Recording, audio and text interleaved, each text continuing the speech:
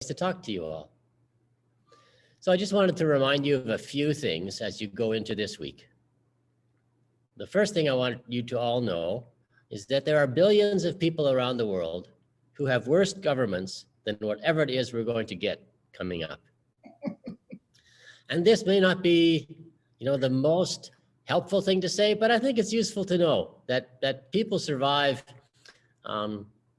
I get a lot of Facebook stuff from my students in Nigeria, and they all assure me that their government is much worse than ours is, and they continue to survive. Now, having said that, it's also worth knowing that there are millions of people around the world who have better governments than whatever it is we're going to get.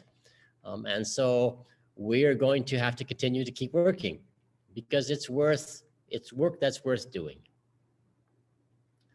In our scriptures this morning, we read a variety of things. So Psalm 23, right, first of all, brings us back to this for what for many of us was the very first thing we remember from the Bible, right? The Lord is my shepherd, I shall not want. And it reminds us that even if we walk through the valley of the shadow of death this next while, our response is not fear. And then we read Matthew 25, and we read that because we need to remember what God thinks is important. And there's nothing in there about the rulers on their thrones or who we voted for or who's in government or what form of government we had.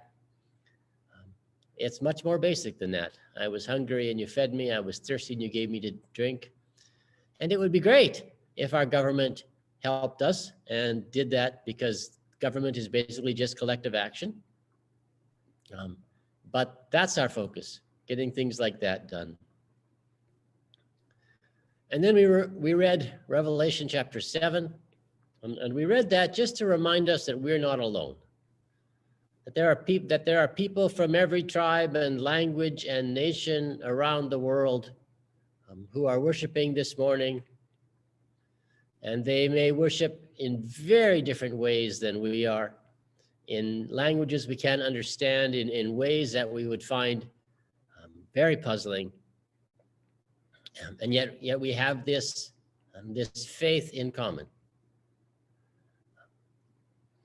So it's worth remembering that this is not, right? We're not a group that thinks we have all of the answers, and we want to work together with our neighbors around the corner and around the world. So finally, our task, no matter who wins, our task will be to continue to build strong communities. The task will not go away, and it's our strong communities that will strengthen the world around us, make it a better place to live, and fulfill our calling as Christians. Another task will be to take care of those who are in need. And again, no matter who wins and who loses, there will be people who will be left behind by the system, and we will continue to have people in need that we are called to care for. And also, no matter who wins, we are going to need to continue to push our leaders toward better policies. That none of the people that we are voting for are the Messiah, no matter what they might think. And so that task will remain. So that's all there is this morning.